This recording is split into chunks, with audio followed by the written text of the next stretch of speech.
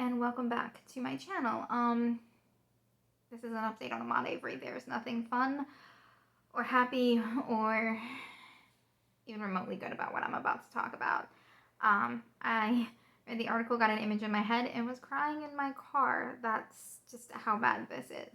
Okay, so a news report was released today that they have one of the McMichaels allegedly using the N-word over Ahmad's either dying body or dead body.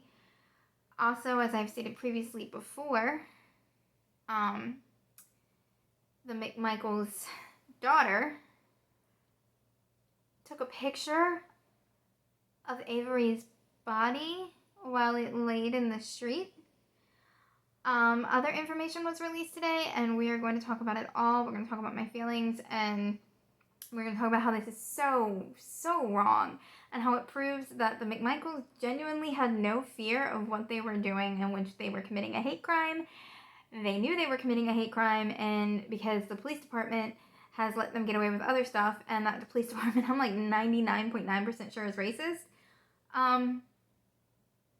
they thought they could get away with it. So there's also a video allegedly showing that they, like I suspected, chased him down for more than what we see. He made multiple attempts to get away from them. He made an attempt to even hide in a ditch at one point to get away from them. Hang on, I gotta sneeze.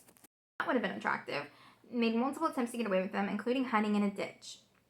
And they chased him down. And then apparently they shot him in self-defense, what they're using as self-defense, when he refused to lie down and let them arrest him or beat him or do whatever it is that they planned to do to this poor man. Ahmad Avery suffered before he died. Imagine you're going through a jog, you stop at a property that you're interested in, and I am telling you, so many people, there's so many houses going up near where I live, and there are so many people that check them out and walk around them. I mean, it's not uncommon when they're down to their studs for people to be looking at them, and for people to just be walking around on the property. It's common. So, and other people had gone into the property and looked around. There's other videos. We all know this. So there's zero reason for the McMichaels to just assume that it was Avery. They intentionally targeted him because of the color of his skin. But they chased him down as he was running and trying to hide from him. 3 men in 2 cars chased Ahmad Avery down, tried to do whatever it is they were planning on doing, because I don't think they were just planning on basically arresting him. I really don't. Because there's no reason you bring 3 men, guns. You just don't. And then, as Ahmad Avery lay dying, they said, "You effing N-word" to him.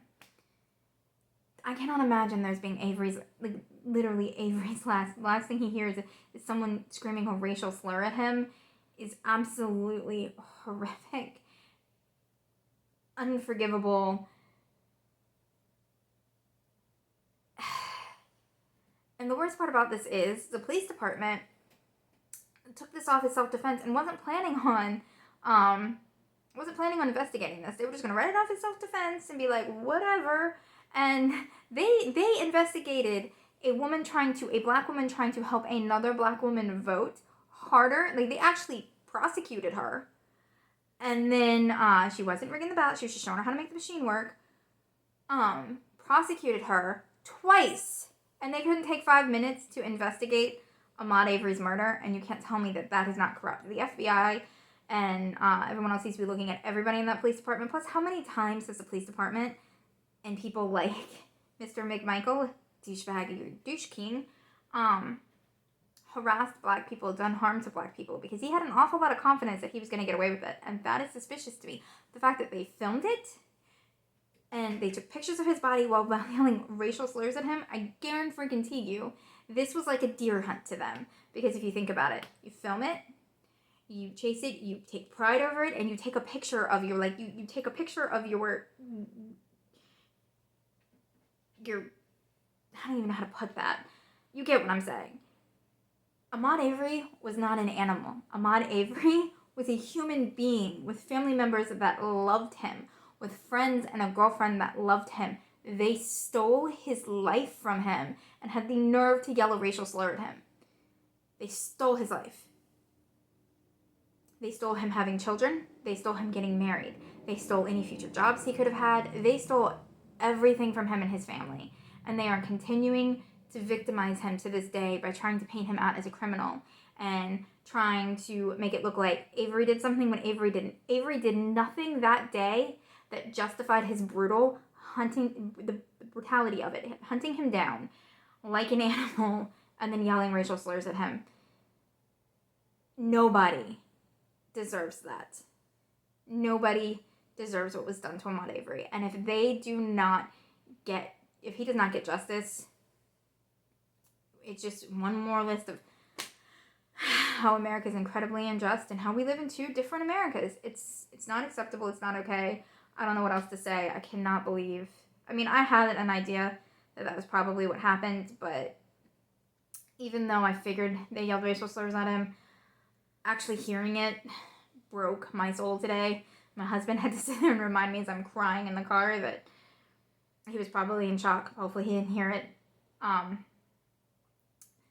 That there are more people standing up for his life now, and he's cared about even in death, so it makes it a little better, but it doesn't make it any easier, and it doesn't make it right. It doesn't make it right. Alright guys, you should really check out the next video I'm posting. It's going to be on police brutality, where I'm going to go through a system of where they have been brutalizing protesters. Okay guys, I'll see you later.